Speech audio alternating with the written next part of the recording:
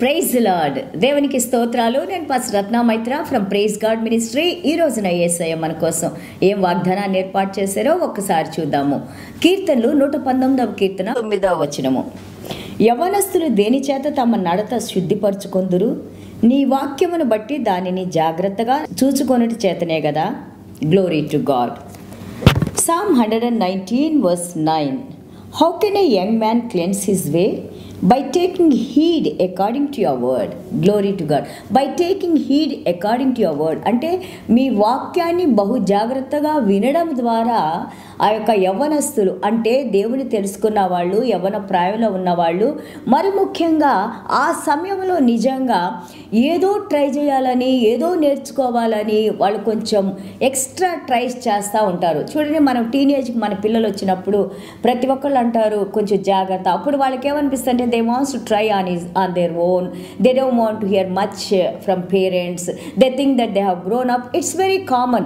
But ఇక్కడ మనకి Bible గ్రంథం చెప్తా ఉంది, ఎప్పుడైతే వాళ్ళు దేవుని వాక్యంలో జీవిస్తారో, దేవుని వాక్యాన్ని తెలుసుకుంటారో, సండే స్కూల్కి చిన్నప్పటి నుంచి వెళ్తా దేవుని వాక్యాన్ని నేర్చుకుంటా, దేవుని తెలుసుకున్న వాళ్ళంట ఆయన వాక్యాన్ని జాగ్రత్తగా విన్నప్పుడు వాళ్ళు ఆ వాక్యం ద్వారా యవ్వనస్తులు, దాని తర్వాత కూడా మనము ఈ భూమిని విడిచే వరకు కూడా దేవుని యందు భయభక్తులు కలిగి పరిశుద్ధతలో మనం జీవించడానికి దేవుని వాక్యం మనకి సహాయపడుతుంది అని ఇక్కడ కీర్తనాకారుడు మనకి తెలియజేస్తూ ఉన్నారు.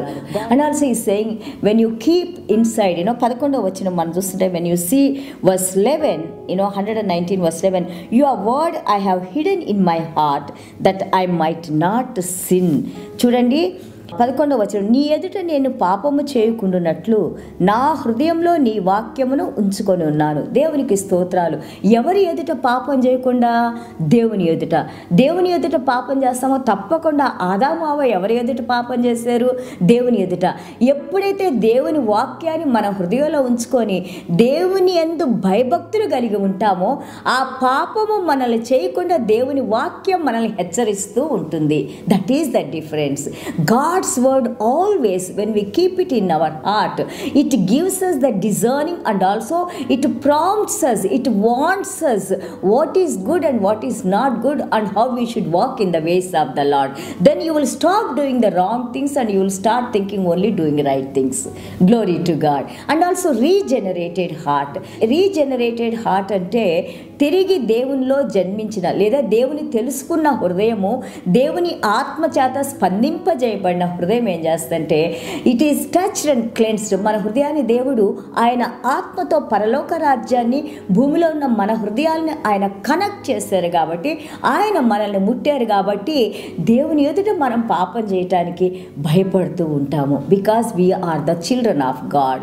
రోమా 2:29లో మనం చూస్తుంటే the Holy Spirit has circumcised our hearts అని ఉంటుంది.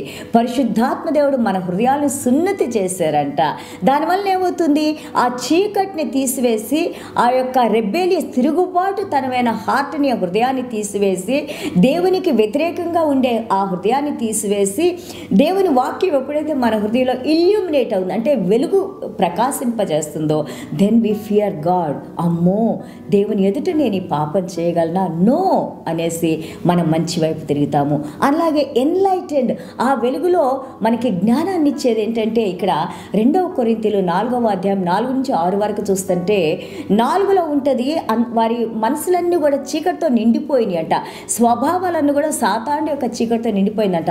6వ వచనానికి వచ్చేసరికి అపోస్తలుడైన పౌలు గారు రాస్తారు, వారి హృదయంలో దేవుని యొక్క వాక్యం అనే వెలుగు ప్రకాశించటం వలన, ఆ ఎన్లైట్మెంట్ రావటం వలన, దేవుని యొక్క వాక్యాన్ని చూసిన ఇన్నర్ ఐ, ఆ యొక్క ఆత్మీయ నేత్రాలు తెరవబట్టడం వలన దేవుని ఎదుట పాపం చేయటానికి మనము చాలా భయపడతాము.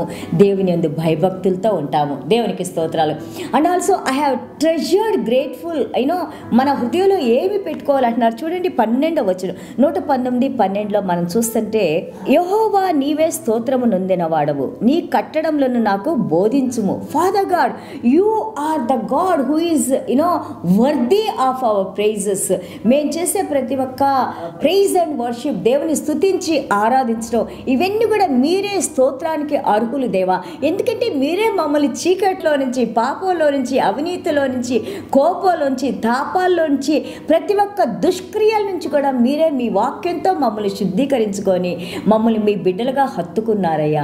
మీకే స్తోత్రాలు అంటా ఉన్నారు. మీ కట్టడాలని, మీ వాక్యాలను మాకు నేర్పించండి స్వామి అని మనం ప్రార్థన చేసుకున్నప్పుడు దేవుడు ఎంతో సంతోషిస్తారు. చూడండి, మేరీ, మనం లూకాసు వార్త 10వ అధ్యాయంలో మేరీ దేవుని పాదాల దగ్గర కూర్చొని ఆయన వాక్యాన్ని వింటున్నప్పుడు మార్త వచ్చి, అయ్యా యేసయ్యా చాలా పనులు ఉన్నాయి, మా చెల్లెలికి చెప్పండి అయ్యా, కొంచెం వచ్చి నాకు పని సహాయం చేయమని అన్నప్పుడు, మార్తా మార్తా నువ్వెందుకు ఈ యొక్క తొందరపడుతున్నావు, ఎందుకు, ఏది సరైందో అది మేరీ చేస్తూ ఉంది అంటున్నారు. ఏది సరైంది? ఇప్పుడు మనకి come to church, learn the word of God. దేవుని సంఘానికి రండి, మంచి మాటలు వినండి, మంచి ప్రవర్తన కలిగి ఉండండి, దేవుణ్ణి ప్రేమించడం నేర్చుకుందాము. దాని ద్వారా మనల్ని మనుషులు కూడా ప్రేమించేసి క్షమాపణ, అలాగే సహాయం చేయటము, మంచితనము, ఆ హోల్నెస్ అంతా కూడా మనం దేవుని దగ్గర నుంచి పొందుతాం. ఎందుకంటే దేవుడు మంచి దేవుడు, నమ్మదగిన దేవుడు. God bless you all. చిన్న ప్రార్థన చేసుకుందాం. యేసయ్యా మీకు వందనాలు, స్తోత్రాలైనా. Thank you Jesus. అవునైనా మీ వాక్యం మమ్మల్ని పరిశుద్ధపరిచిన ఆయన ప్రభా, అబ్రహాం గారినైనా విశ్వాసవంతునైనా మీ అందు నమ్మకం ఉంచినప్పుడు నాయన ఆ విశ్వాసమే ఆయన నీతిమంతులుగా మీరు తీర్చారు నాయన ప్రభా. అదేవిధంగా సుంకరి నాయన ప్రభా తన యొక్క పాపాలను ఒప్పుకోనైనా ఎంత బలహీన స్థితిలో ఉన్నానని, ఆకాశం వైపు కూడా నా కన్నులు ఎత్తడానికి నాకు అర్హత లేదని తను తాను తగ్గించుకోనైనా మీ ముఖాన్ని చూసి ప్రార్థన చేసినప్పుడు నాయన ప్రభా, వెంటనే నాయన ప్రభా మీరు ఆ బిడ్డ ప్రార్థన విని నాయన ప్రభా ఆ బిడ్డని యోగ్యునిగా, నీతిమంతులుగా, ఆ బిడ్డకు రక్షణ ఇచ్చిన ఆయన ప్రభా ఆ బిడ్డకు విడుదల కలుగు చేశారు నాయన. అదేవిధంగా ఈ రోజున సమస్త మానవాళ్ళనైనా ఈ వాక్యం వింటున్న ప్రతి ఒక్క బిడ్డనైనా ప్రభా మాలో ఉన్న బలహీనతలు తీసివేసి మీరు యోగ్యత కలిగిన దేవుడు నాయన, నమ్మదగిన దేవుడు మీరు నాయన, విశ్వాసం కలిగిన దేవుడు మీరు నాయన, మమ్మల్ని విడిచిపెట్టని దేవుడు మీరు నాయన, జీవం కలిగిన దేవుడు, సత్యవంతుడైన దేవుడు, వెలుగుతో నిండిన దేవుడు, మాకు సహాయం చేసే దేవుడు, మమ్మల్ని కనికరించే దేవుడు, మా మీద జాలిపడే దేవుడు, మాకు స్వస్థతనిచ్చే దేవుడు, సమస్తాన్ని సమకూర్చే దేవుడు మీరు నాయన.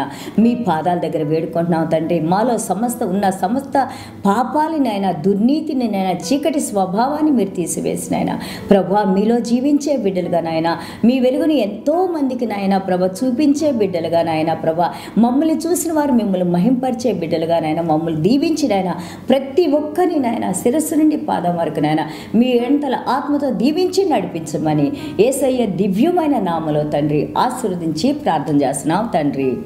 Amen. God bless you all.